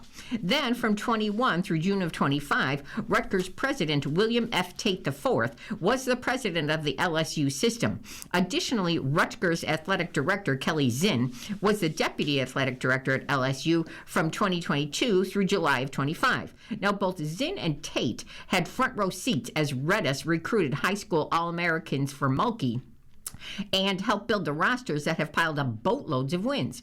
Now, since winning the national title, LSU has gone back-to-back Elite Eights and is projected to be a number 2 seed in the NCAA tourney. Having worked with him previously, I've seen firsthand the energy, commitment, and competitive mindset he brings to coaching, Zinn said in a statement. He is an outstanding teacher of the game with a reputation for developing student athletes to reach their fullest potential. Coach Redus knows what it takes to build and sustain a championship program, and I'm confident he will restore the proud tradition of Rutgers women's basketball and re-energize our passionate fan base. The Scarlet Knights fired former coach Kokise Washington on March the 2nd after 4 seasons in which she accumulated a record of 42-84. This season's 1-17 record in a conference play was Rutgers' worst mark ever in the Big Ten. Now, under Hall of Fame coach C. Vivian Stringer, who retired back in 22, Rutgers was a consistent winner, going to 2 Final Fours and winning 4 Big East titles. Between 98 and 2021, it went to 17 NCAA tournaments. Before joining Mulkey's staff, Redus worked as an assistant at SMU, Vanderbilt, and Division II Delta State. Here's college football story. Sanders enters his 4th spring at Colorado. Colorado football coach Deion Sanders might not be fighting for his job just yet. But consider this comparison as Sanders opened his 4th spring football season in Boulder last week. The previous Colorado coach, Mike McIntyre, got fired in 2018 after going 20-17 in his final 3 seasons, including a 10-4 in 2016 when the Buffaloes suffered a blowout loss in the Alamo Bowl. Sanders' 3-year record at Colorado is 16-21, including 9-4 in 2024, when they also suffered a blowout loss in the Alamo Bowl. McIntyre has just 1 winning season in 6 years overall, and Sanders has just 1 winning season in 3. So how does Sanders veer off that similar path? By solving these 3 major challenges during the spring football practices.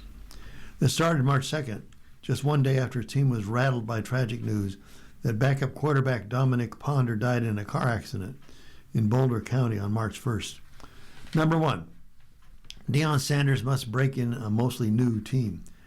After finishing 3-9 last year, Sanders has a new offensive coordinator, a new defensive coordinator, a new running backs coach, a new defensive line coach, new tight ends coach, a new cornerbacks coach, along with 44 new scholarship transfer players and 12 new scholarship freshmen. Out of 77 scholarship players on the current team, only 21 returned from last year's team. The newcomers include San Jose State transfer Danny Scudero, who led the nation last year in receiving yards, and talented playmaker Boo Carter, who'd also transferred into Boulder from Tennessee after his dismissal from the team there in November. Colorado's transfer class ranked number 23 nationally, but Sanders has only 15 spring practices to work on it before the start of preseason practices and the season opener at Georgia Tech on September 3rd. Number 2, prepare the quarterback of the future. This will be an especially tough spring for Colorado quarterbacks after the sudden death of Ponder, a non-scholarship player. I know that we'll find a way to get through it and honor Dom in the way we work every day, said Colorado offensive coordinator Brendan Marion. Ponder would likely have been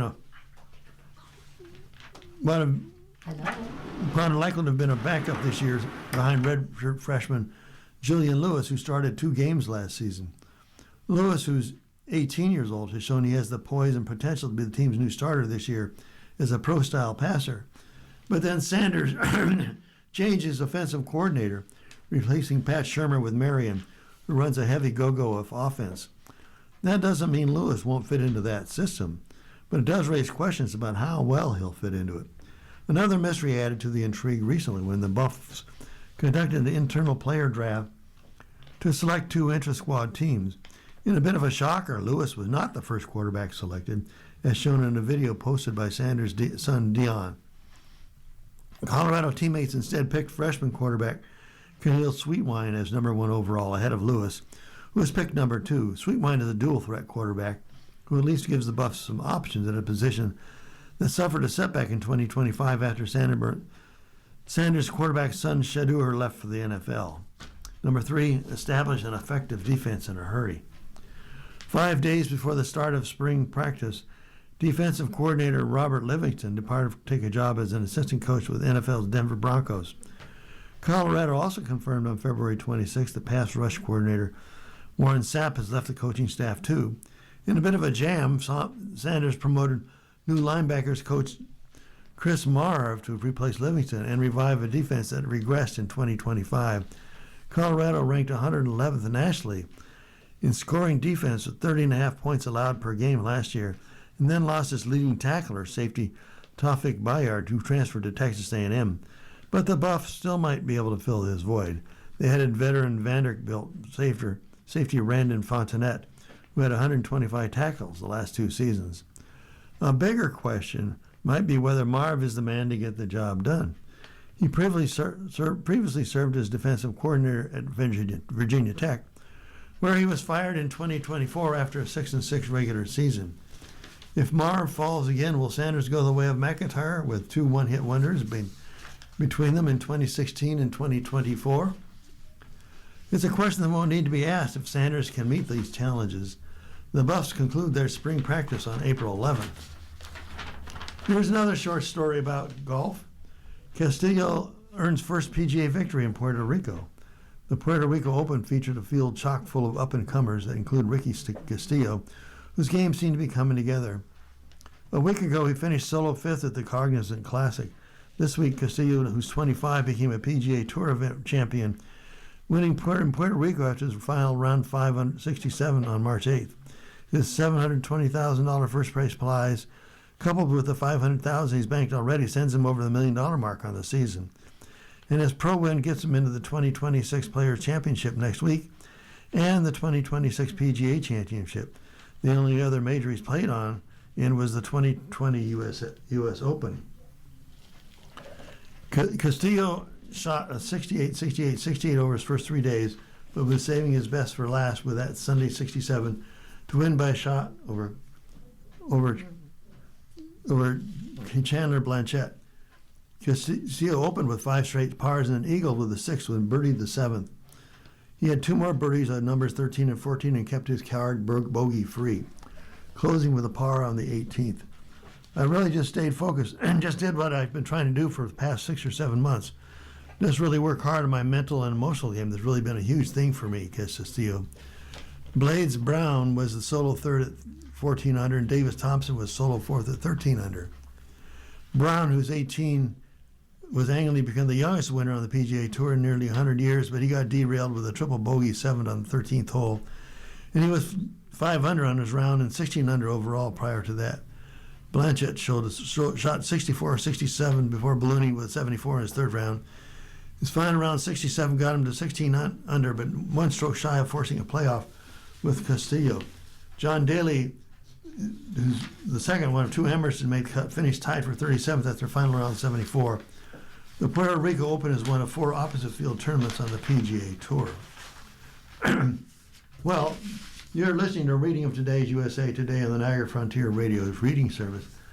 The time is 1:32 and it's on to the life section, and we'll start off with a story originally assigned to our friend Jody about movies. Young Frankenstein Ragtime rather. And here comes Jody doing Ragtime. Perfect. Here I am. We have Stage. Ragtime Star says its message is still in tune today. The musical Ragtime is set in the early 20th century New York City. Now, this production is based on a 1975 novel and first came to Broadway in 1998. But for Cassie Levy, who's one of the stars of the show's latest revival, the story, it's as relevant as ever. I feel like it's showing us the lesson we're learning in this news cycle every day, which is the need to listen to one another and to open ourselves up to the ideas that might not come naturally to us, Levy, who's 44, says. American story of these three really distinct groups of people coming together and being changed by one another. And I think that's what's resonating with people right now. In Ragtime, the journey of three families are interwoven through racial injustice, struggles, and successes. Levy plays the mother, the matriarch of a white upper-class family in New Rochelle. Her family crosses paths with a black couple from Harlem and then a Jewish immigrant on Manhattan's Lower East Side. Levy recalls Broadway's shutdown and returning to the theater. Levy was born in Hamilton, Ontario, and has performed on Broadway for the past 2 decades. Among her credits, she originated the role of Elsa in the Disney musical called Frozen. She left that role in February 2020 to rejoin the revival of Carolyn or Change. But the night before that production's invited dress rehearsal, Broadway shut down because of the COVID pandemic. Ragtime receives praise and a visit from Lin-Manuel Miranda. The Ragtime revival at the Lincoln Center Theater has earned much praise. USA Today's Patrick Ryan hailed it as one of the top 5 Broadway productions of 2025. Now, the show has won 4 Tony Awards from its original Broadway run, with Audra McDonald taking home Best Featured Actress in a Musical. Then, a 2009 revival, it nabbed 6 Tony nominations. Tony Award nominations will be revealed May 5th. The ceremony takes place June 7th. As of now, Ragtime is set to wrap up its run the following week. Levy says that while the plan is to wrap up June 14th, never say never on an extension. I think Ragtime is needed right now, so we'll be there as long as we possibly can. Plenty of people have taken notice, including Emmy, Grammy, and Tony winner Lin-Manuel Miranda. In December of 25, Miranda caught the revival and called the cast perfect.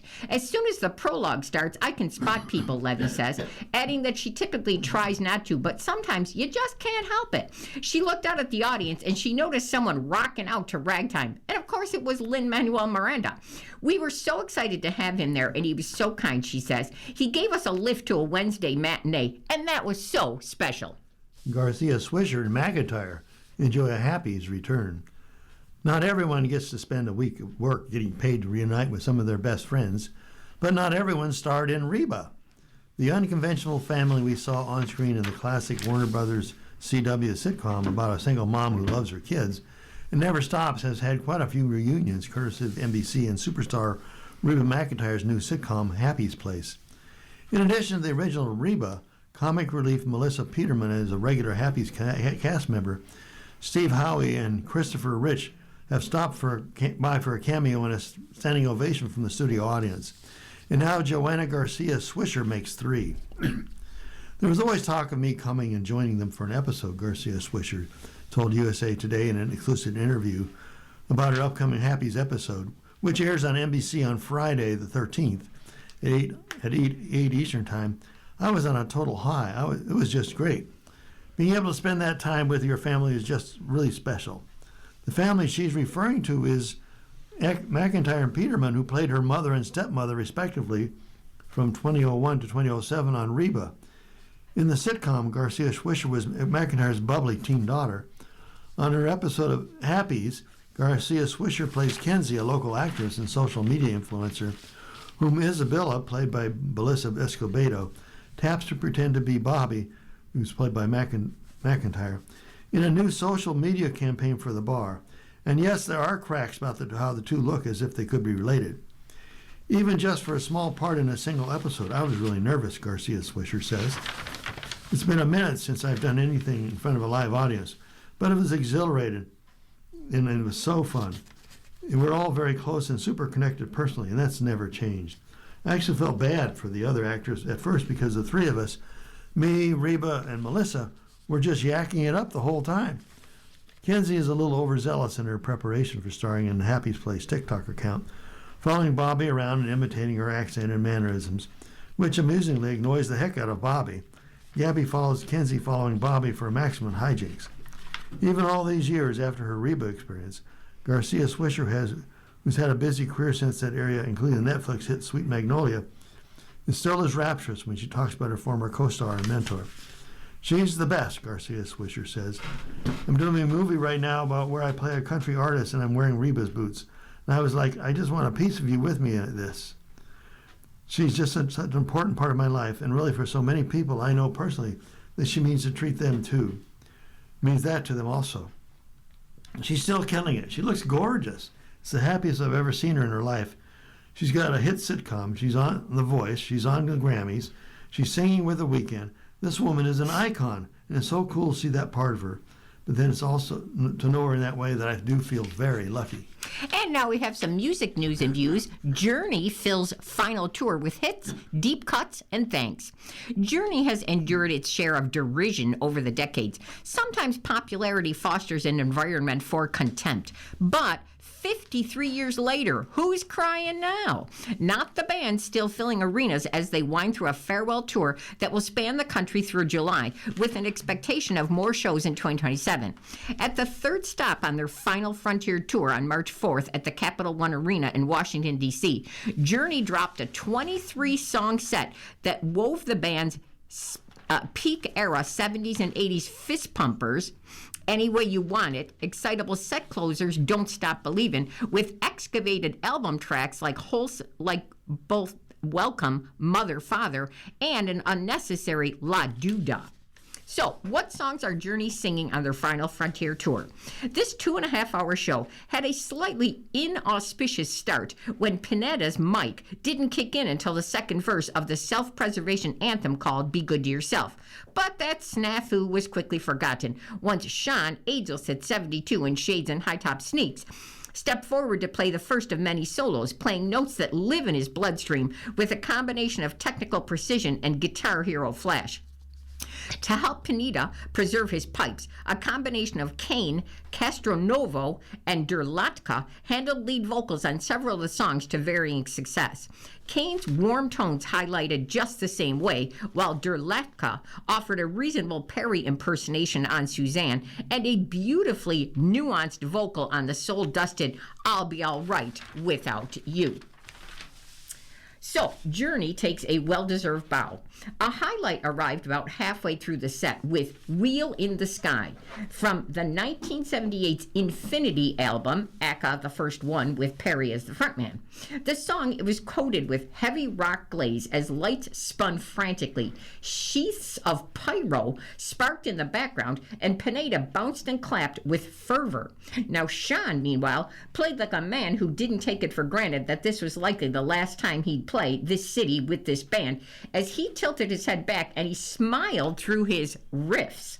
The band kept chit-chat to a minimum, though Kane, who's 76, introduced the wistful Faithfully. That's a song written about the sacrifices that come with a lifetime on the road, by dedicating it to military veterans. He also wore an America 250 pin on his red and black striped suit in recognition of the country's upcoming anniversary. We're forever yours faithfully, Kane told the sold-out crowd at the close of the ballad. Thank you for all the years. Now, those years have been rife with changing band members and interpersonal drama. There was a tenuous truce between Sean and Kane, who mostly stayed in the respective corners of the stage all night long. But there's no arguing that the durability of Journey's catalog and this likely goodbye, it offered a fulfilling travelogue of the band's career. Sure, many of their songs are formulaic, and their music often was branded as corporate rock because of the apparent sin of writing songs with exuberant choruses and velveteen melodies. But that's also a recipe for longevity, and this well-deserved bow. The spirit of young Frankenstein moves the bride. The movie The Bride. More than 50 years ago, a lumbering Peter Boyle did a little soft shoe to put Puttin' on the Ritz in Mel Brooks' Young Frankenstein. With The Bride, Christian Bale gets a chance to break out his own dancing boots for the Irving Berlin classic.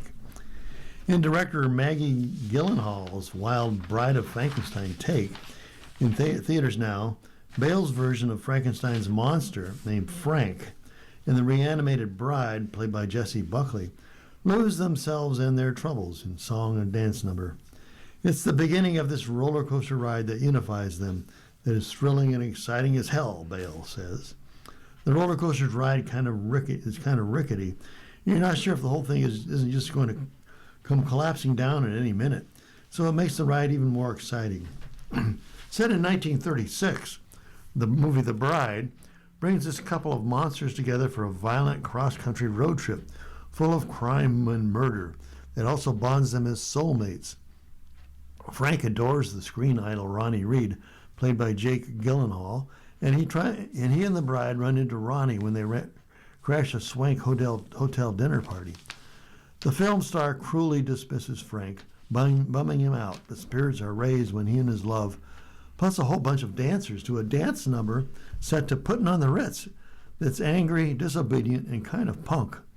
Frank has two choices, Gyllenhaal says. He can either bash that guy's head in, like we've seen him do before, like we know he's capable of in his heartbreak, in his rage, and his pain, or what? He can dance? Frank, throwing caution to the wind, unlocks something in the bride, Buckley adds.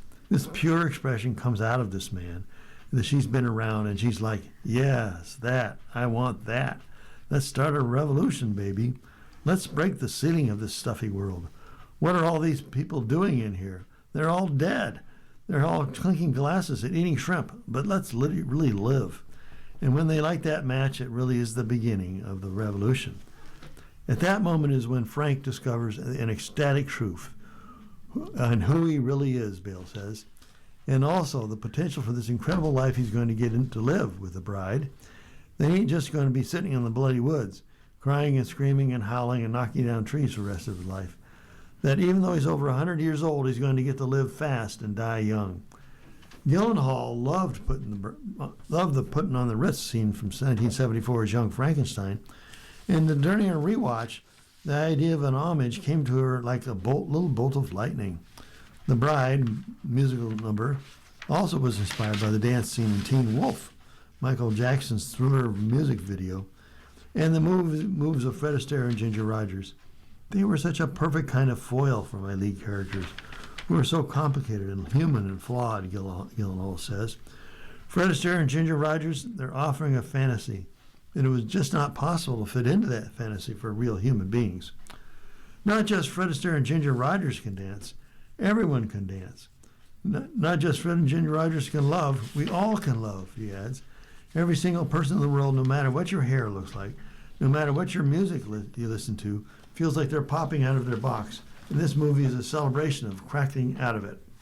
And now we're going on to television. Love takes a few liberties with JFK Jr. and Bassett story. Episode 6 of FX's Love Story, it recreates the wedding of the titular characters John F. Kennedy Jr. and Carolyn Bassett on Georgia's secluded Cumberland Island back in September of '96. Now, the Love Story production team put forth every effort to mimic the couple's wedding venue, the First African Baptist Church, which was erected in 1893, including using antique wood. Now, true to life, the wedding was filmed by candlelight, creator Connor Hines says, because the church did not have electricity.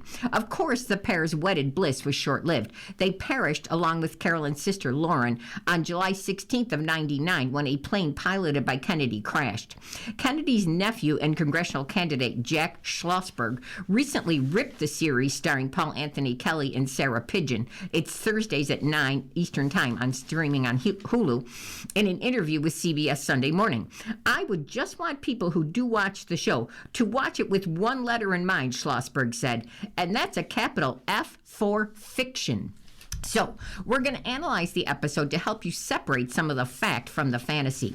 Did Bassett's mom, Anne, speak at the couple's rehearsal dinner? At the scripted rehearsal dinner, Carolyn's mother, Anne Messina Freeman, discards a prepared speech in exchange for an improvised remarks. She remembers how a younger Carolyn once sat with a girl on the bus who was alone instead of sitting with her own friends.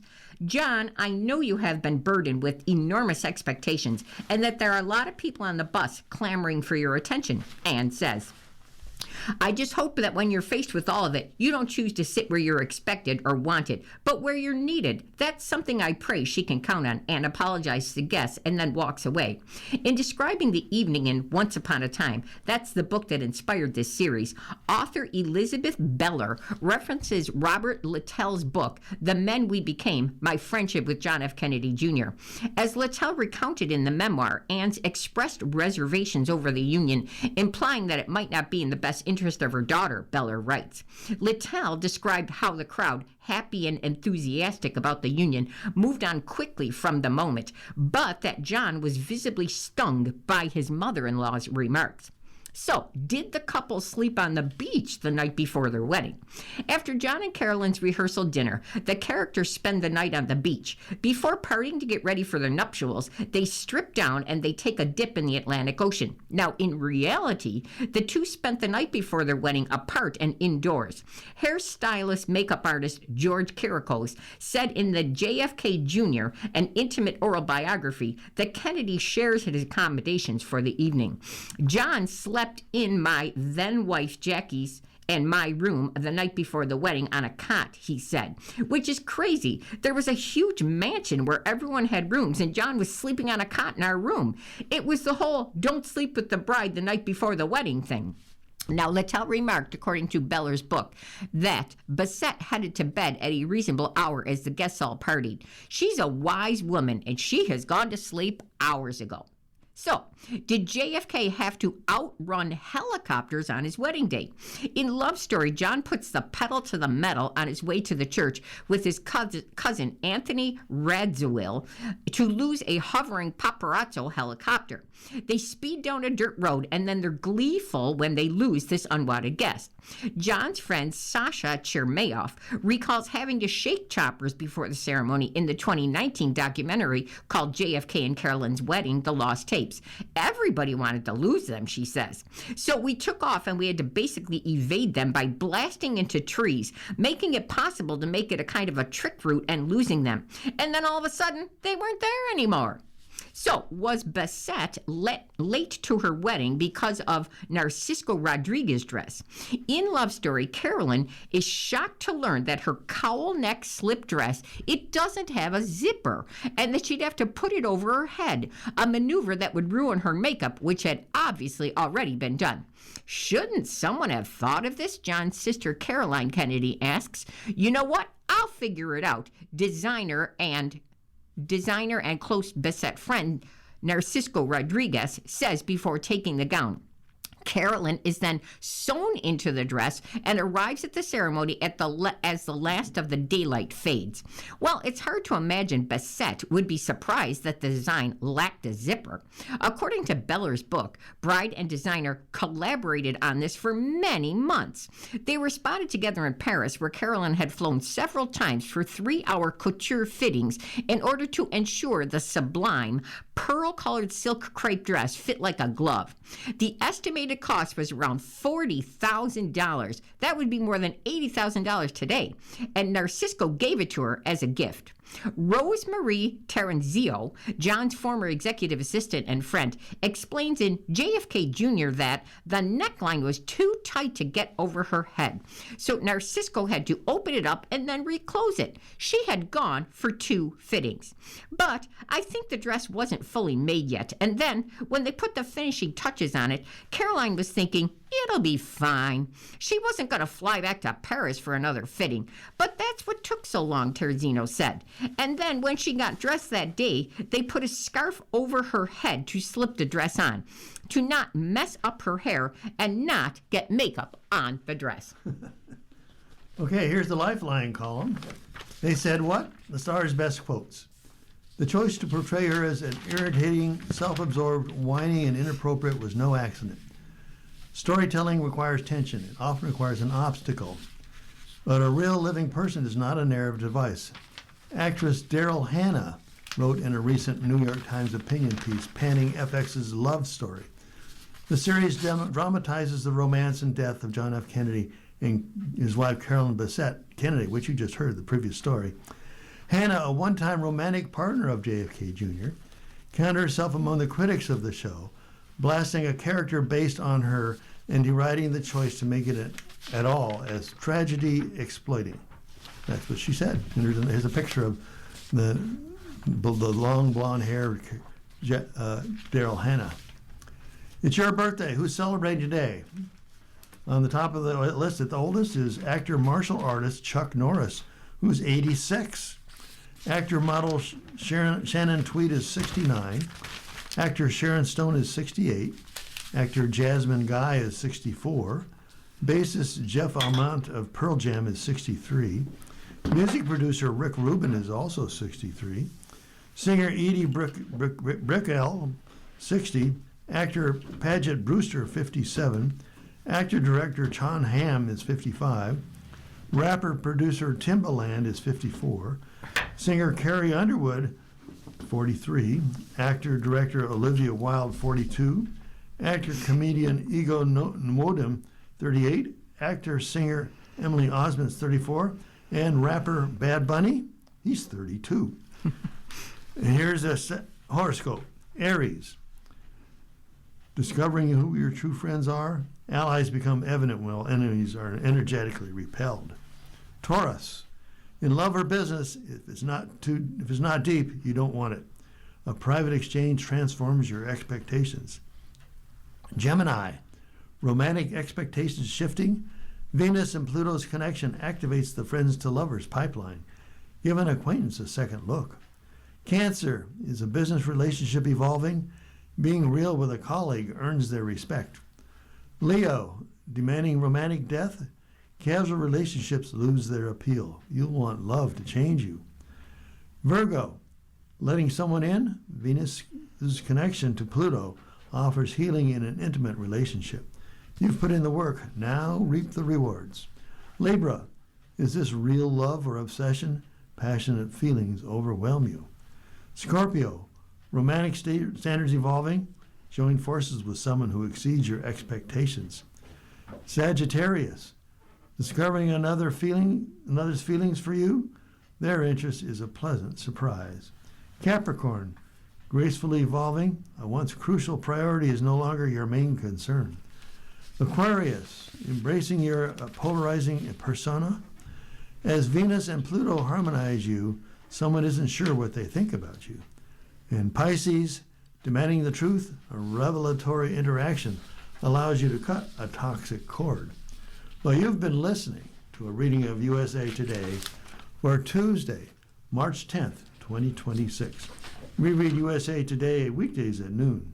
For more information, call 716-821-5555. Your readers today have been Jody and Alan Blackburn. Radio Reading mails out a large print program schedule to our listeners every other month. If you have not received a Niagara Frontier Radio Reading Service large print program schedule in the mail, please call us at 716-821-5555. We will make sure that you receive one every other month. A Braille version of the schedule is also available upon request. Our number again is 716-821-5555. If you or people you know shop at any of the Dash's supermarkets, please save Dash's register tapes for radio reading.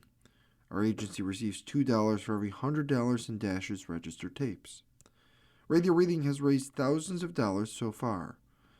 Anyone can drop off their Dash's tapes to the Niagara Frontier Radio Reading Service at 1199 Harlem Road, Cheektowaga, between William and Clinton Streets. Or Dash's tapes can be mailed to the Niagara Frontier Radio Reading Service at 1199 Harlem Road, Cheektowaga, New York, 14227. Any questions on Dash's tapes for radio reading? Call us at 716-821-5555, and thanks for caring.